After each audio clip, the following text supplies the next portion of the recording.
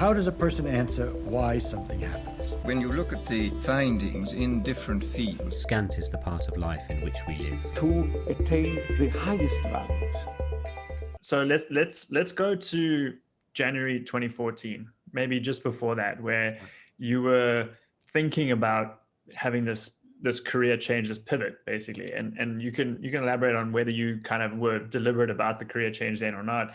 But what were some of the things you realized you were lacking or missing or needed to learn that sort of prompted you to make the change you made in January? Well, I'm curious for you, Andrew. Do you believe in insight? Insight being like wisdom, intuition, like some deeper sense. 100% beyond the logic. You do. Yes. I figured from knowing you and what you do that you would. And so what I'm going to say will make sense to you, and people listening, just keep an open mind. Okay. Because, here are the facts. The facts was I moved into a job that had an impossible problem. People who work in tech might understand the state of the tech industry and PC industry in 2013, 12, 13. I was put in a job where I was catching falling knives. Catching falling knives. And I was put in the job because someone's thought and saw in me that I can work with people. Right? I had no business doing this job. It was driving retail strategy for Microsoft PCs globally. Okay. This is when retail sales were cratered. Everyone was buying Apple, and they still are in most degrees. It was a major shift in the industry. Tablet PC had come out. We were caught flat-footed. This is all public info. You can see. And so I was I was under this tremendous stress in spite of all my work. I knew, I mean, I'd studied pranayama, yogic breathing for years and years. I had practiced meditation since I was a kid. I had taught yoga. I knew the self-management, and yet there was a deep discontent. There was something. Now, as I look back now, it was just wisdom. I didn't know it. I would have labeled it anxiety, stress, but also there was just something in me that was wondering, why am I doing this? Why am I doing this? Now I had a team, I had projects, we had programs, campaigns, we were launching a new product, like I had responsibilities. And so I was continuing to deliver on the responsibilities. And then, sounds trite, on vacation, on my honeymoon, okay? Now to give you a sense, I got married, and then my work was so nuts. The day after my marriage, I was packing my bags, said goodbye to my family who had come to visit me, was on a plane to Europe for 3 days for work, where I didn't leave the airport. Yeah. Because we went straight to the airport hotel in Munich and did a summit to talk strategy. That was how dire the straits were. So here I was, newlywed, on a plane to another country where I didn't leave the airport, 3 days of marathon meetings. Okay, that's the kind of thing. Yeah. Now, when I did have time for my honeymoon, we had vacation, I had a break, things settled, my busy mind settled, and insight hit me. Like, not a ton of bricks. It was so clear. And now my insight simply was, as best as I put into words, I can live a different way. Now, that sounds, but I wrote a blog post about this too. That sounds like it's not saying anything. I can live a different way. But for me, I just had a realization, an inner knowing. Not that, yes, the stresses were there. I didn't want to be in pain or stress, but I just had a sense I wanted to live a different way. Not only that, but it came from this deep sense of possibility. Like, why not? Like, this is a no-brainer. In fact, my wife, who's a therapist, I turned to her and said, I'm going to tell you something. And please remember, because I'm not going to believe it when we get home. And I told her.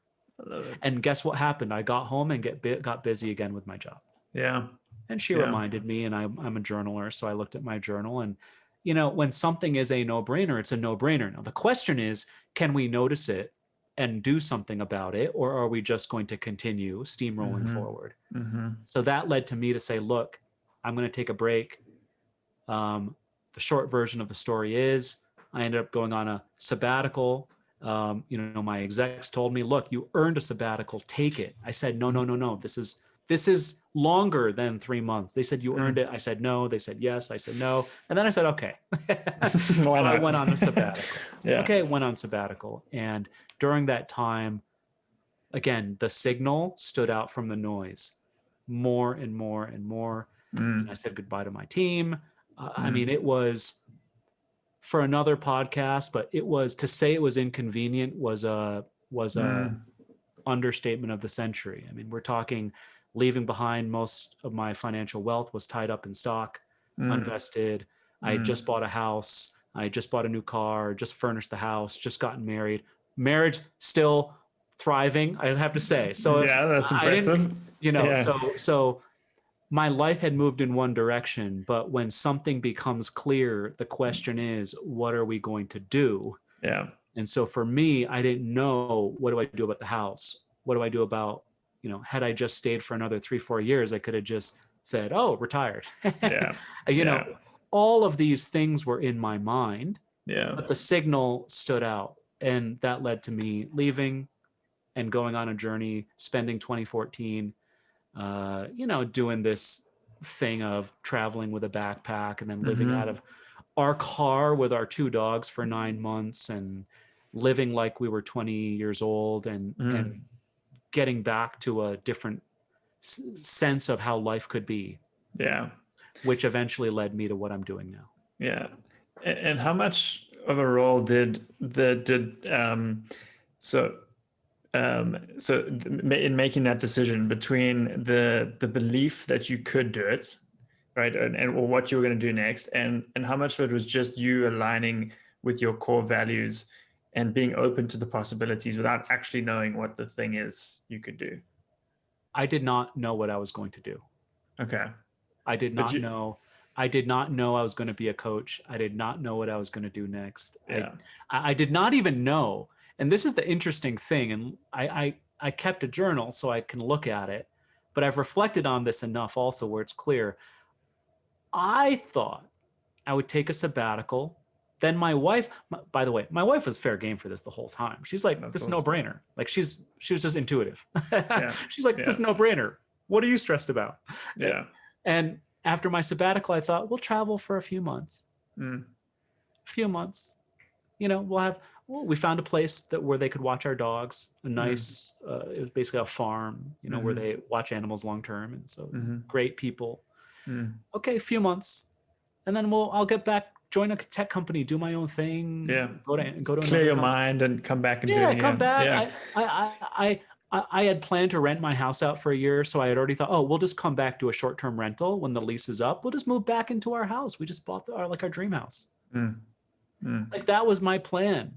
Goes to show how well my plan was. Yeah. I mean, it's just, so I didn't know, like it would have been a crazy ththing for me to have believed that I would be living where I'm living now, doing what I'm doing now, with the kind of life I'm doing now. Like it wasn't in my concept of how life could be. Yeah. But what I did listen to was there was this kind of real-time intelligence that said, look, different way to live. I did want to travel. I had never had an extended break since I was a kid. I'd always been going. I used to go to these college classes when I was in summers and high school. I had internships. So I just wanted to travel, spend time with my wife as a newlywed, see what it's like to live life from a different place. Part of me just knew from my Eastern tradition and yoga training that there was a different kind of way you can live life. Like I knew that, but I'd never done it.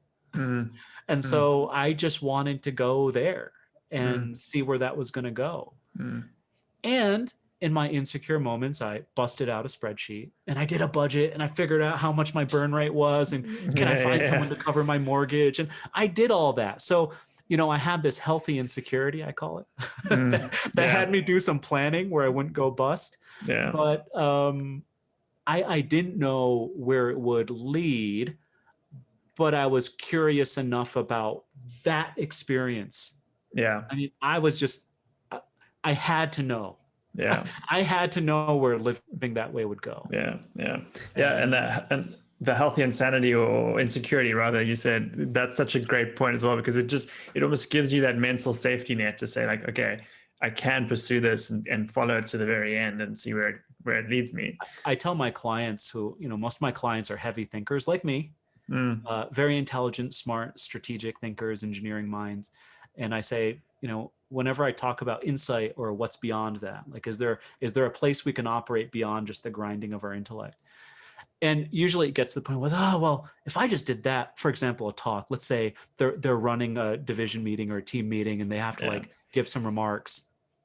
Typically it's like all PowerPoint bullets, or if you're in a different culture like Amazon, it's a doc, right? 6 pages of written words.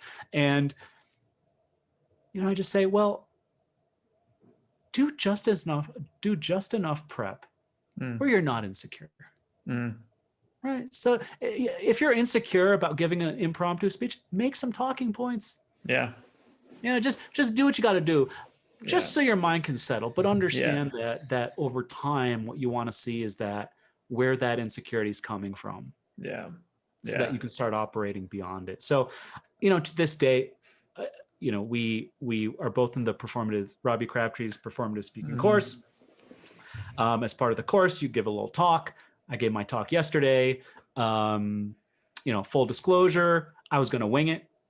And so on Monday, I thought I'd be giving my talk on Monday. So I was going to wing it. I had like a vague sense of what I was talking about, a couple ideas. Yeah. And then I listened to everyone's talks they were so awesome. I got up in my head. I got insecure. Yeah. And I kept thinking, what am I going to say? What am I going to say? And so I just said, enough of this. And I just sat down and I thought about a couple points and I just wrote something out. And I got settled. And so, awesome. you do what you can based on where you're at. Yeah. And then hopefully trust more. Yeah. I love it. It's just like that, create that floor for yourself so that you don't feel like you're going to fall through it.